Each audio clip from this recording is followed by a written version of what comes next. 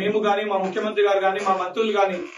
ఏదైతే వాస్తవానికి ప్రజలకు ఉపయోగపడే అంశాలు ఏమన్నా ఉంటే ఎక్కడన్నా మేము తప్పులు చేసినా ఆ వాస్తవాలు మా దృష్టికి తీసుకొని వస్తే లేదా అసెంబ్లీ సాక్షిగా అసెంబ్లీలో ప్రతిపక్ష పార్టీ సాక్షిగా ప్రతిపక్ష నేతగా కల్వకుంట్ల చంద్రశేఖరరావు గారు హాజరై సమస్యలు ఏమున్నా మా దృష్టికి తీసుకొని వస్తే తప్పనిసరిగా స్వాగతించి ఈ యొక్క ప్రజా పరిపాలనలో ప్రతిపక్ష పార్టీని కూడా గౌరవిస్తూ ప్రతి సమస్యని పరిష్కరిస్తామని చెప్పి స్పష్టమైన హామీ ఇవ్వడం జరిగింది. దీన్ని పక్కన పెట్టి ఏదైతే ఇంట్లోనే కూర్చొని ఏసీలకు అలవాటైపోయి 10 సంవత్సరాల అధికారంలో ఉన్నప్పుడు ప్రజలకి అందుబాటులో లేకుండా ప్రజల సమస్యలు తీర్చకుండా ఎవరింట్లో కల్వకుంట్ల తారక రామారావు గారు కల్వకుంట్ల చంద్రశేఖరరావు గారు హరీష్ రావు గారు ఏదైతే వాస్తవాలు కానివి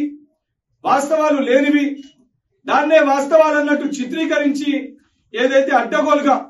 సంబంధించిన కొంతమంది ఏదైతే పింక్ మీడియాకి సహకరించే కొంతమంది వ్యక్తులతోటి కొంతమంది ఆ మిత్రులని ఏదైతే దగ్గర పెట్టుకొని వాళ్ళకి లక్షలాలు ప్యాకేజ్ ఇచ్చి 3 లక్షల నుంచి 5 లక్షలు ప్యాకేజ్ ఇచ్చి ఉద్దేశపూర్వకంగా కొన్ని ఛానళ్లు క్రియేట్ చేయించి ఏదైతే మా ముఖ్యమంత్రి గారు చేస్తున్న పనితీరు పైన మా మంత్రుల పైన అందరిపైన తప్పుడు ప్రచారం చేస్తారు. వాస్తవానికి ఏదైనా తప్పు జరిగితే ఆధారాలు ఉంటే చాలా స్పష్టంగా గతంలోనే బీఆర్ఎస్ పార్టీ స్పోక్స్ పర్సన్ ఏదైతే క్రిషాన్ మాట్లాడినప్పుడే చెప్పినా నువ్వు ఏదైతే ప్రెస్ మీట్ పెట్టి నువ్వైతే ఉస్మానియా యూనివర్సిటీకి సంబంధించి ఒక ఫేక్ జియో కాపీని సృష్టించడం జరిగింది, దాన్ని ప్రచారం చేస్తున్నావు. నిజంగా ఆధారాలు ఉంటే ఆ జియో కాపీ నిజమైతే బహిరంగ చర్చకి నేను సిద్ధంగా ఉన్నా అని చెప్పి సవాల్ విసురుతే దానికి స్పందన లేదు. దాని తర్వాత అంత స్పష్టంగా చెప్పినప్పటికీ దాని తర్వాత కేసై దానికి సంబంధించి కేసును ఎదుర్కొంటున్నప్పటికీ కూడా కనీస జ్ఞానం రాకుండా కనీస అవగాహన రాకుండా అడ్డగోలుగా ఏదైతే లోగో మార్చడానికి టీఎస్ని టీజీగా మార్చడాన్ని తెలంగాణ తల్లి ఏదైతే ఆ విగ్రహాన్ని చేంజ్ చేయడానికి అదేవిధంగా లోగో మార్పు కోసము ఏదైతే వేల కోట్ల రూపాయలు కాంగ్రెస్ పార్టీ వృధా చేస్తుందని చెప్పి ఒక తప్పుడు కాపీ ఏదైతే వాస్తవం కాదో కనీసం ఆ పేపర్ పైన తెలంగాణకి సంబంధించిన రాష్ట్ర ఎంబ్లం గాని లేదా అఫీషియల్ గా ఏ సిగ్నేచర్ గాని ఎటువంటి లేని కాపీని దీన్ని క్రియేట్ చేసి ఇదొక అఫీషియల్ కాపీ అని ఆ విధంగా ఏదైతే సంబంధించి బీఆర్ఎస్ పార్టీ అఫీషియల్ హ్యాండిల్స్ లో ఒకటే ఒక లక్ష్యం ముఖ్యమంత్రి గారిని ఏదైతే సంబంధించి బ్యాడ్ చేసి చూపియాలని చెప్పాలి. ముఖ్యమంత్రి గారి పైన చెప్పడానికి వీళ్ళ దగ్గర ఆధారాలు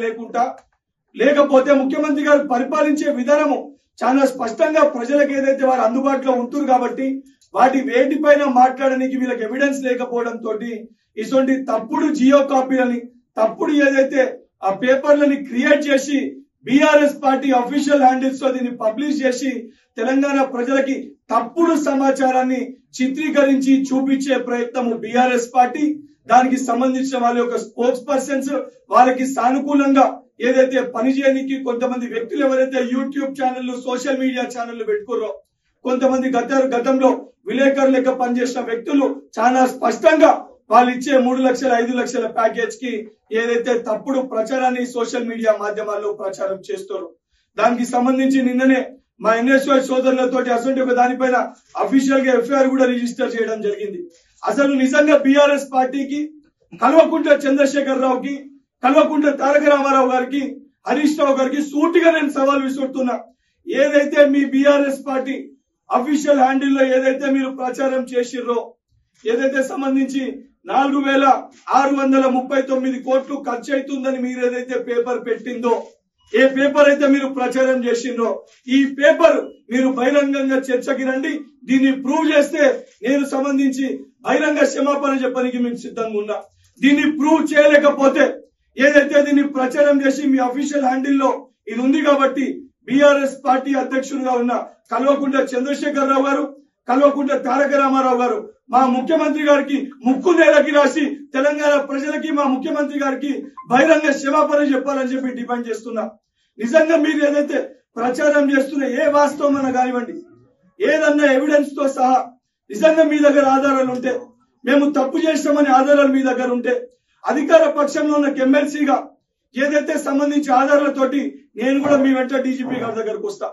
నిజంగా తప్పు చేస్తే తప్పు చేసిన వ్యక్తులు ఎవరున్నా వాళ్ళని కఠినంగా శిక్షించడానికి మా ప్రభుత్వం సిద్ధంగా ఉంది, అది మా పార్టీ వ్యక్తులైనా సరే. కానీ తప్పుడు ప్రచారం చేసి ప్రతిపక్ష పార్టీలో ఉన్న మీరు వాస్తవాలు ప్రజలకి చెప్పాల్సిన బాధ్యత మీపై ఉంది. 10 సంవత్సరాలు మేము ప్రతిపక్షంలో ఉన్నప్పుడు, మేము ప్రజాస్వామ్యబద్ధంగా సమస్యల్ని లేవనెత్తినప్పుడు ఆ రోజు ధర్నా చౌక్ ని మీరు ఎత్తేసిండ్రు. ఆ రోజు మేము ప్రశ్నించే ప్రయత్నం చేస్తే అక్రమ కేసులు పెట్టి మమ్మల్ని జైల్లో పెట్టారు. ఈ రోజు నిజంగా సమస్యలు ఉంటే ఈ ప్రజా పరిపాలనలో ఇందిరా పార్క్ దగ్గర మీకు ధర్నా చౌక్ ఉంది. ఏదైతే దానితో పాటు మీకు అధికారులు అందుబాటులో ఉంటారు. ప్రజా దర్బార్ ఉంది. ముఖ్యమంత్రి గారి ఇంటి దగ్గరికి నేరుగా వెళ్ళిన వారు సంబంధించిన సమస్యలు తెలుసుకొని సంబంధించిన వ్యక్తులని లోపల పిలుచుకొని ఆ సమస్య ఏందని చెప్పి అప్పటికప్పుడు మన ముఖ్యమంత్రి గారు పరిష్కరిస్తారు. ఇవన్నిటినీ పక్కన పెట్టి మీరు కొట్లాటలు చేయకుండా ఏదైతే కేవలం గతంలో కేసీఆర్ గారు ఒక చిట్చాట్ లో మాట్లాడుతూ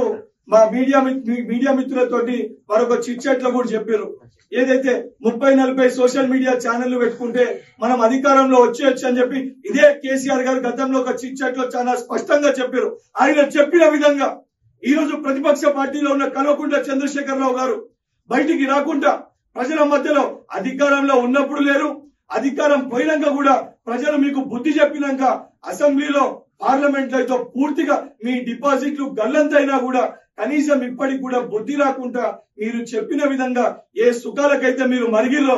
అదే మీ ఇంట్లోకి మీరు అంకితమై ఆ ఏసీలలో కూర్చొని ఆ సోషల్ మీడియా ఛానల్లో తప్పుడు ప్రచారం చేస్తూ మీరేదైతే ఇవన్నింటినీ కూడా తప్పుడు ప్రచారాన్ని తెలంగాణ సమాజం దృష్టికి తీసుకెళ్లే ప్రయత్నం చేస్తున్నారు.